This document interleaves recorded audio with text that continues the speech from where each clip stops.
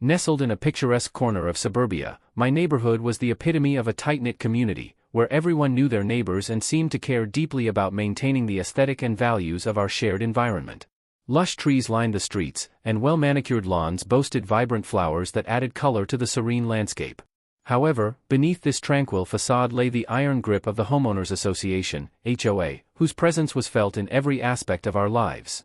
The HOA prided itself on upholding strict regulations designed to preserve property values and maintain a cohesive look within our community. While many residents appreciated the efforts to keep our neighborhood pristine, others found themselves grappling with the invasive oversight that often bordered on tyranny. The association imposed rules that dictated everything from fence height to acceptable paint colors for houses, leaving little room for personal expression. Among the most vocal members of this organization was Karen, a woman whose zeal for enforcing HOA guidelines made her both feared and disliked. Armed with a clipboard and an unwavering belief in her authority, she patrolled our streets like a self-appointed guardian of propriety. Her tendency to nitpick minor infractions created an atmosphere of tension. Neighbors whispered about her overbearing behavior at gatherings, bonding over shared frustrations. Despite these challenges, I had always cherished my little slice of paradise, a modest home with a backyard that offered me sanctuary from the world outside.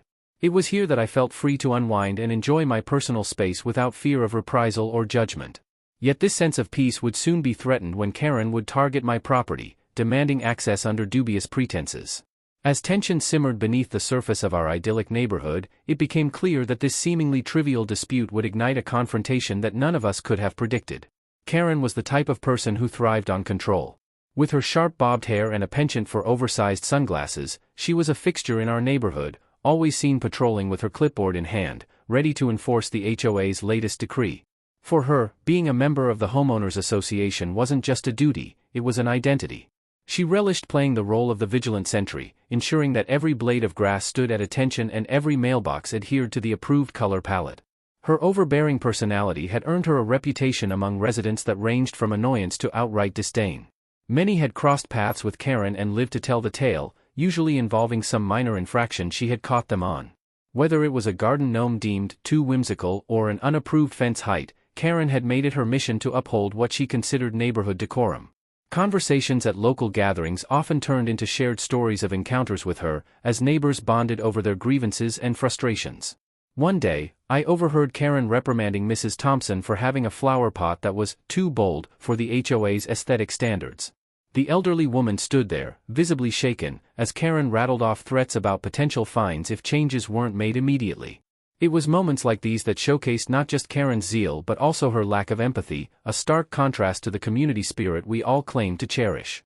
Despite her many conflicts with residents, Karen seemed unfazed by any backlash. In fact, she wore her title as HOA enforcer like a badge of honor. Her confidence often bordered on arrogance, creating an atmosphere where fear overshadowed friendship. It wasn't long before I found myself on her radar, as my modest yard became the latest target in her quest for compliance. Little did I know how this would escalate into a confrontation that would take center stage in our community drama. It all began innocently enough, with a casual conversation while trimming my hedges one sunny afternoon. I had just stepped outside when I noticed Karen approaching me, clipboard in hand, her trademark sunglasses perched on her nose. The air was brisk, but her demeanor radiated something altogether more tense. As she approached, I sensed the storm brewing. "Excuse me," Karen said, her tone dripping with authority. "I need to speak to you about some concerns regarding your fence." I paused, momentarily caught off guard. My wooden fence had stood proud for years without incident, marking the boundary of my modest backyard. However, this time, as she pointed to the left side of my property line, Karen claimed that my fence encroached onto a section of grass she believed belonged to the HOA, or more specifically, to her.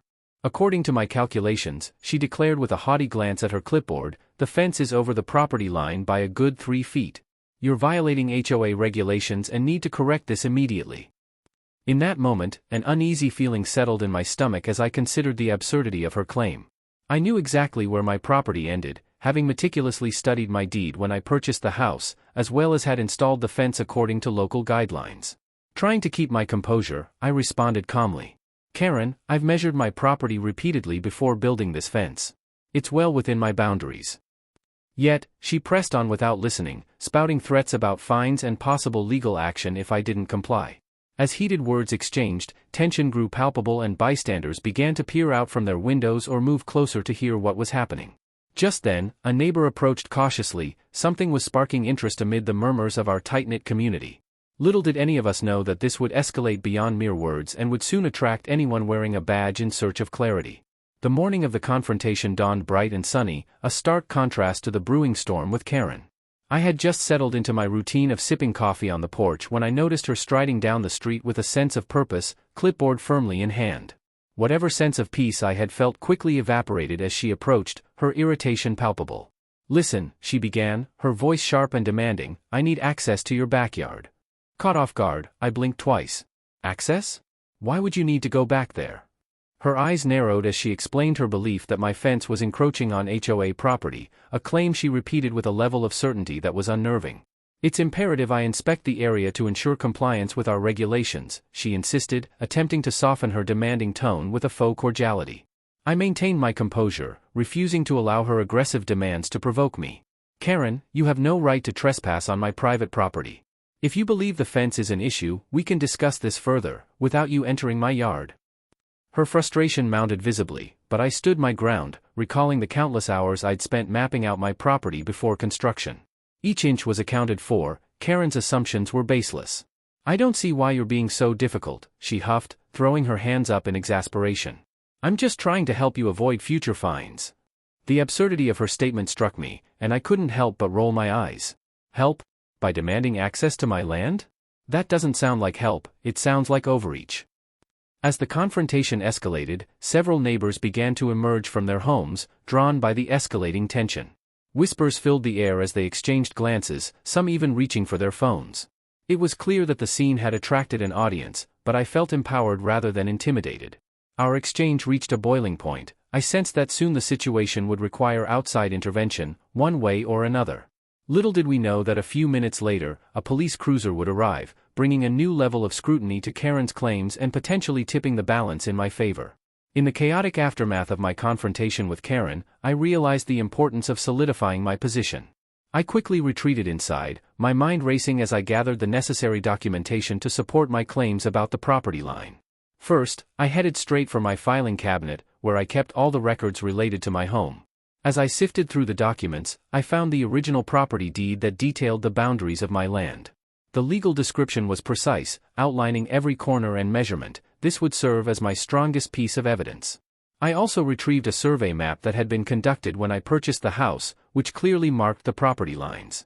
It was not just a drawing, it was an official document that defined my ownership rights. Next, I grabbed my smartphone and began taking photographs of my fence from various angles. Capturing the distance between my fence and the supposed boundary claimed by Karen, I made sure to include landmarks in the background for context. Each picture was timestamped, reinforcing my case that there had been no changes to the fence since its erection.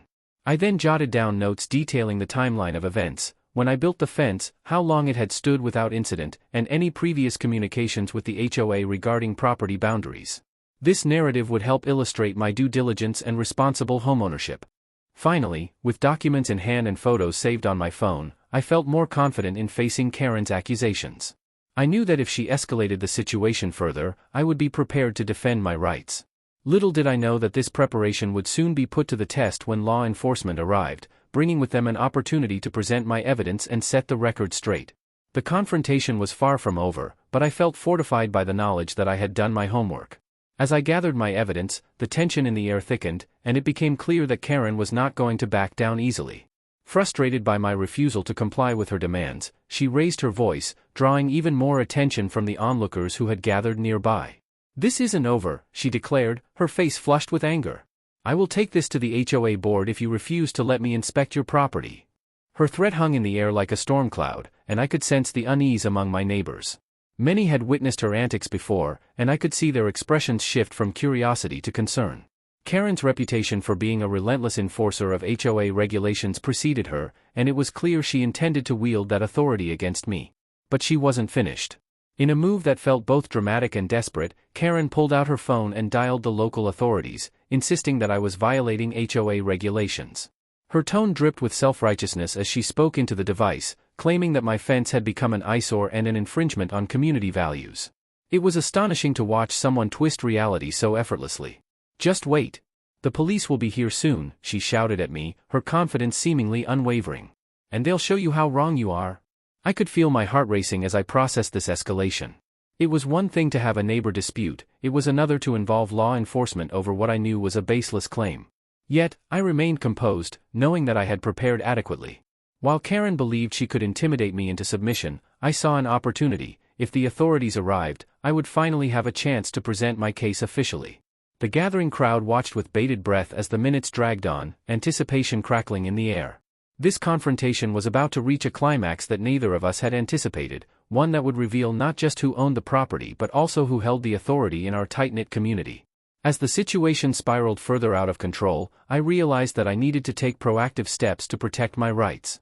While I had intended to resolve this matter without escalating it, Karen's decision to call the police forced my hand. If she was going to involve law enforcement, I felt compelled to do the same. After all, my property was at stake, and I refused to allow her unreasonable demands to go unchecked. I took a deep breath, steadying myself against the rising tide of anxiety. Dialing the local police department, I explained the situation concisely. "I'm having a dispute with a neighbor regarding my property line," I stated. "She's claiming that my fence encroaches on HOA property and is threatening to get law enforcement involved." The dispatcher listened attentively and assured me that an officer would be dispatched promptly. Once I hung up, a wave of determination washed over me. By calling the police myself, I was not only taking a stand against Karen's overreach but also demonstrating that I had nothing to hide. My heart raced with adrenaline, but I kept my composure as I gathered my documents and headed back outside to meet the arriving officers. As I waited for their arrival, I could see Karen pacing impatiently near her front yard, her body language betraying her growing frustration. She cast glances at me that conveyed disbelief and contempt, as if she couldn't fathom why someone would dare oppose her authority. But her actions had left me with no choice. This was about defending my home and standing up for what was right. When the patrol car finally pulled into our cul-de-sac, relief mixed with resolve surged within me. As the officer stepped out, clipboard in hand, I recognized that this was my chance to present my case objectively. This confrontation was not merely an argument over property lines anymore, it had escalated into a fundamental stand for fairness and accountability in our community. With everything prepared, I felt ready to share my evidence and ensure that justice prevailed. As the police cruiser rolled into our cul-de-sac, a wave of relief washed over me. The vehicle's blue and red lights cast a reassuring glow on the tense scene, and I could see the officer stepping out with a composed demeanor that immediately instilled confidence. He was a tall man with a neat uniform, exuding professionalism as he approached our gathering. "Good morning, folks," the officer greeted, his voice steady and calm. He took in the situation, his gaze shifting between me, Karen, and the curious neighbors who had gathered nearby. "Can someone explain what's going on here?" I stepped forward, ready to present my side of the story. Meanwhile, Karen's posture shifted, she straightened up, trying to regain some semblance of authority in front of the officer. "Well, I called you because this neighbor is violating HOA regulations with their fence," she started, her voice laced with urgency. She gestured animatedly toward my property as if her words alone could sway the officer's judgment. The officer nodded politely but maintained an impartial demeanor, not rushing to conclusions. "I'll need to hear both sides before making any determinations," he replied, turning his attention to me. I seized this moment to present my evidence, my property deed, survey map, and photographs of the fence, laying them out carefully on a nearby garden table. The officer examined my documents with a furrowed brow, clearly taking his role seriously. He asked pertinent questions about the history of my fence and any prior interactions with the HOA regarding property lines, showing a thoroughness that reassured me. Meanwhile, Karen stood off to the side, visibly frustrated as she realized that her earlier bravado was waning in the face of legitimate evidence. As the officer continued to assess the situation thoughtfully, I felt a surge of hope. The air around us crackled with anticipation. It was clear that the outcome of this confrontation hinged not just on my rights as a homeowner but also on how Karen's claims held up under scrutiny. With each passing moment, I sensed that justice was beginning to tilt in my favor, and I was determined to ensure it remained that way. As the officer began his investigation, it was clear that he was committed to getting to the bottom of the dispute. He first motioned for Karen and me to present our documents side by side, encouraging a fair comparison of the evidence. Karen, still exuding her earlier aggression, thrust her clipboard toward the officer as if expecting him to take her side without question. "I have every right to enforce HOA regulations," she insisted, her voice rising slightly. "This fence is clearly on HOA property." I maintained my composure, standing firmly beside my neatly organized documents. The officer turned his attention to me first, taking the time to carefully review my property deed and survey map.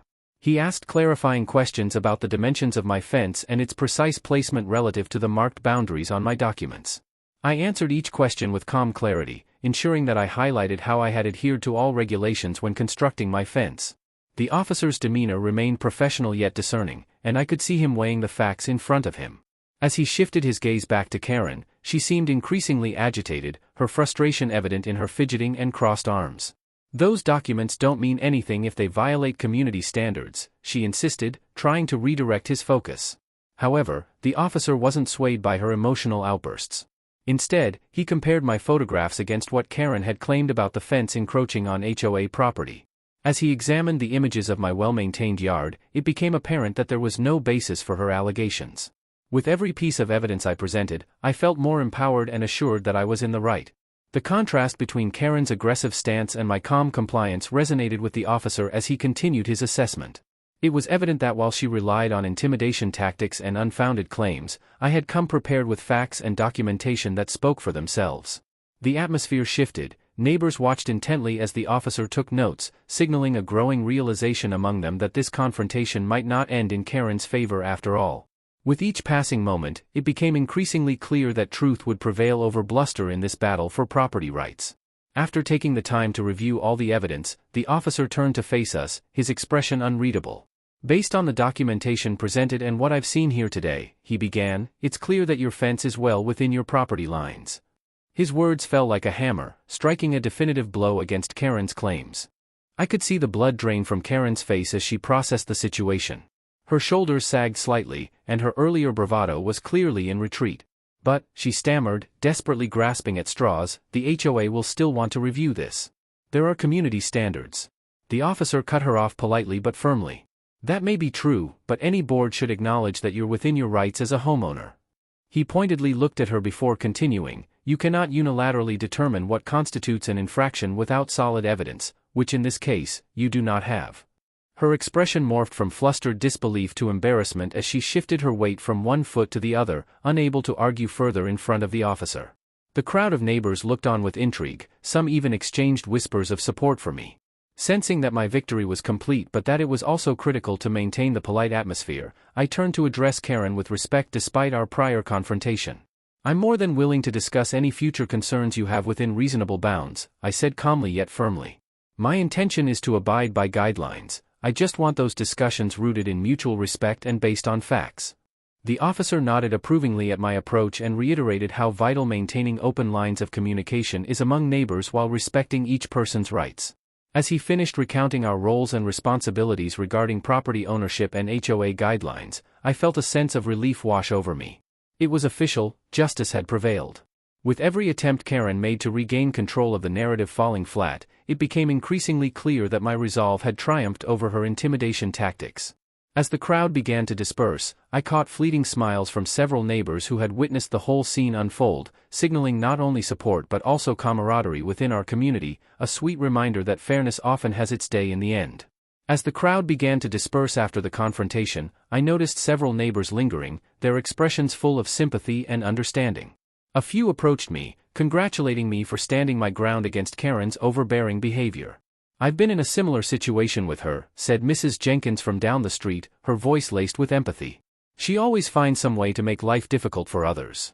Her comment struck a chord, echoing the shared frustrations many felt toward Karen's aggressive enforcement of HOA rules.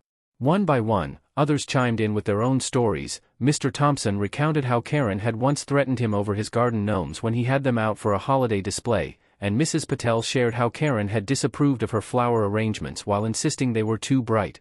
It was clear that my battle was not just mine alone, it resonated deeply within our community. For years, residents had suffered under the weight of Karen's intimidation and self-proclaimed authority. They expressed relief that someone had finally stood up to her and voiced a desire to reclaim their sense of peace. "This could be the tipping point," Mr. Thompson remarked, nodding towards our homes lining the street. "Maybe now people will feel encouraged to speak out when she oversteps." A sense of camaraderie surged through those gathered as we exchanged numbers and plans for an informal meeting to discuss community issues and strategies for addressing them collectively. It was empowering to realize that this confrontation could serve as a catalyst for change, not only for myself but for everyone living in fear of Karen's wrath. As I looked at my neighbors, I felt a newfound connection solidified by our shared experiences and determination to foster a more supportive atmosphere within our neighborhood. This conflict had ignited an unexpected movement among us. Perhaps we could balance the scales of power back in favor of fairness and cooperation rather than fear and control.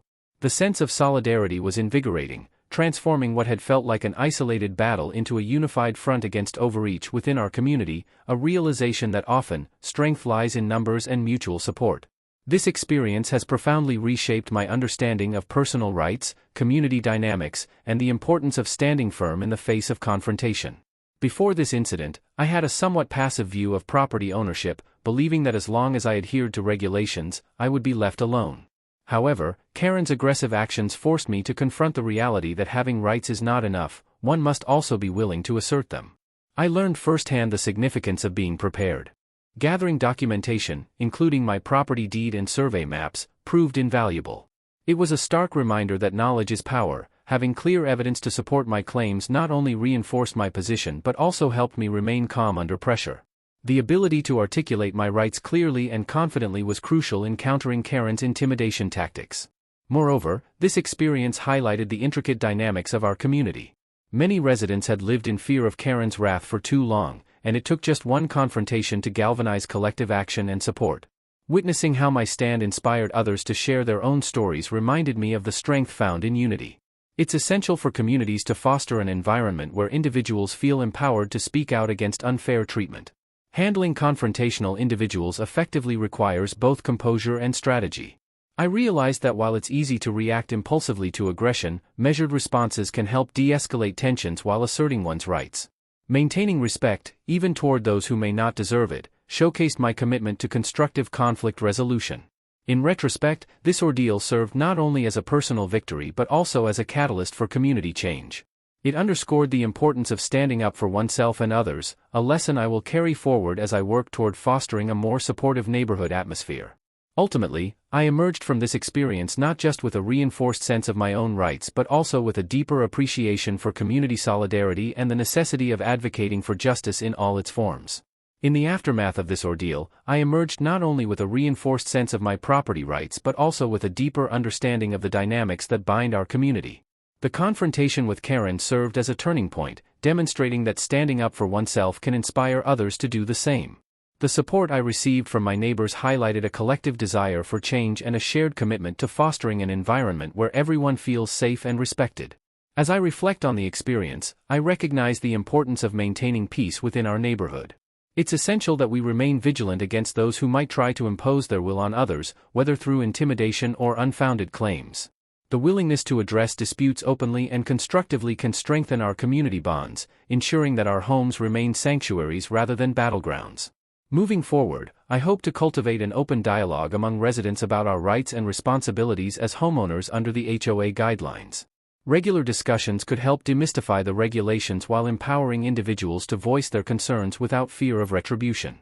I envision creating informal gatherings where neighbors can share experiences, discuss potential issues, and collectively brainstorm solutions that reflect our values as a community. Moreover, it's crucial that we encourage a culture of respect and understanding among all residents, including those in positions of authority like Karen. While her methods may have been misguided, there's an opportunity for growth, for her and for us. By engaging in respectful conversations rather than confrontations, we may find a way to overcome past grievances and work together toward mutual understanding. In conclusion, this experience has fortified my belief in the necessity of advocating for oneself while also fostering a spirit of cooperation within our community.